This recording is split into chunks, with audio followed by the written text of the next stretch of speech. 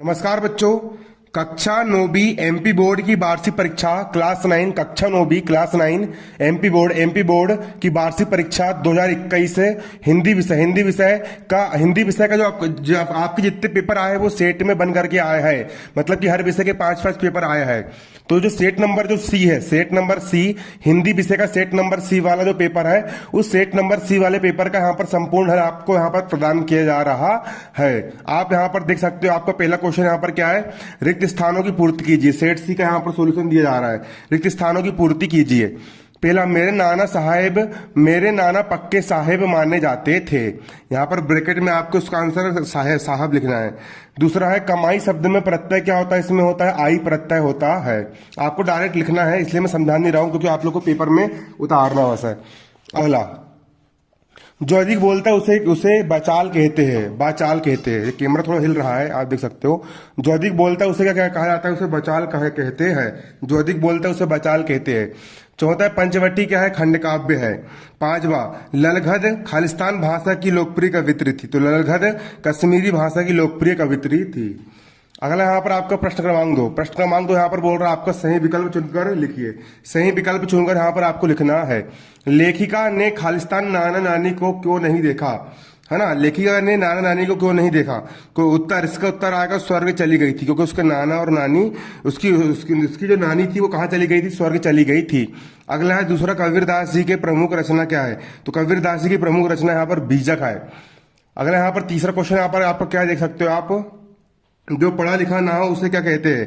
तो जो पढ़ा लिखा ना हो उसे अनपढ़ कहा जाता है, अनपढ़ कहा जाता है जो पढ़ा लिखा ना हो। अगला, काव्य की शोभा बढ़ाने वाले तत्वों को कहते हैं, क्या कहते हैं। तो इसको उत्तर आएगा यहाँ पर आपका अलंकार आएगा। काव्य की शोभा बढ़ाने वाले तत्वों को अलंकार कहा जाता है। पांचवा, कोयल अपने चमकीले गीत क्यों तैरा रही हो। उत्तर, इस काले संकट सागर पर मरने हेतु, इस काले संकट सागर पर मरने हेतु कोयल अपने चमकीले गीत तैरा रही है। प्रश्न क्रमांक यहाँ पर तीसरा क्वेश्चन यहाँ पर बोल रहा है, एक वाक्य एक शब्द में उत्तर दीजिए। पहला, हिंदी गद्य साहित्य का इतिहास कब से प्रारंभ होता है।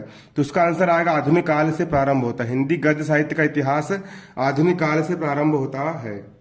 दूसरा, श्रृंगार रस का स्थायी भाव क्या होता है। तो उसका आंसर आएगा रति। श्रृंगार रस का स्थायी भाव क्या होता है, रति होता है। तीसरा, कैदियों के हाथ में क्या होता है। तो कैदियों के हाथ में हथकड़ियां होती है, क्या होती है, हथकड़ियां होती है। चौथा, एकांकी में कितने अंक होते हैं। उत्तर, एकांकी में 1 अंक होता है। पांचवा, प्रश्न क्रमांक 5, प्राचीन काल में किस कला का अभाव था। उत्तर, मुद्रण कला। प्राचीन काल में मुद्रण कला का अभाव था। और प्रश्न क्रमांक 4 का उत्तर, सही जोड़ी बनाइए, सही जोड़ी बनाइए। पहला, कमल, कमल को बोलते हैं पंकज। दूसरा है माटी वाला, माटी वाली क्या है, कहानी है, गोस्वामी तुलसीदास रामचरितमानस। अगला है ग्राम, ग्राम को गांव कहते हैं। और चौपाई एक प्रकार का क्या होता है, छंद होता है।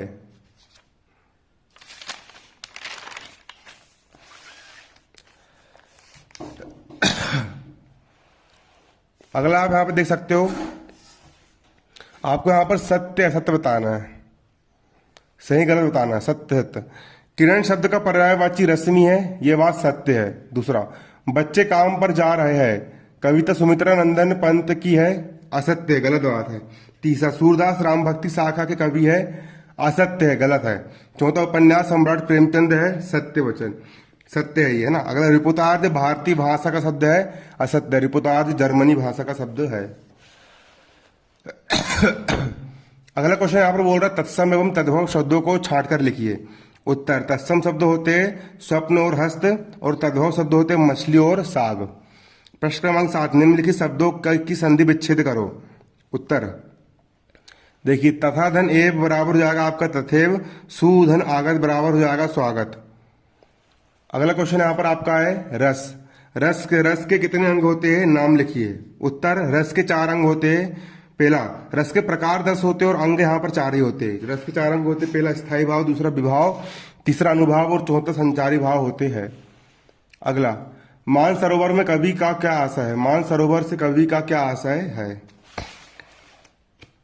तो इसका उत्तर यहाँ पर आप देख सकते हो। उत्तर, मानसरोवर से कवि का आशय है मन रूपी पवित्र सरोवर, मन रूपी पवित्र सरोवर जिसमें मनुष्य को स्वच्छ विचार रूपी जल भरा है ना। इस स्वच्छ जल में जीवात्मा रूपी हंस प्रभु भक्ति में लीन होकर स्वच्छंद रूप से मुक्ति रूपी मुक्ता फल चुनते हैं। वे मानसरोवर छोड़कर अन्यत्र जाना भी नहीं चाहते हैं, अन्यत्र जाना भी नहीं चाहते हैं। अगला यहाँ पर आप देख सकते हो, ज्ञान की आंधी का भक्त के जीवन पर क्या प्रभाव पड़ता है। उत्तर, ज्ञान की आंधी का मनुष्य के जीवन पर यह प्रभाव पड़ता है कि उसकी सारी शंकाएं और अज्ञानता का नाश हो जाता है, वह संसार की मोह माया से मुक्त हो जाता है, मन पवित्र तथा निश्चल होकर प्रभु भक्ति में तल्लीन हो जाता है, तल्लीन हो जाता है। बस यहाँ पर आपका इतने, इसके आगे हल मैं आपको अभी प्रोवाइड करूंगा जल्दी जल्दी।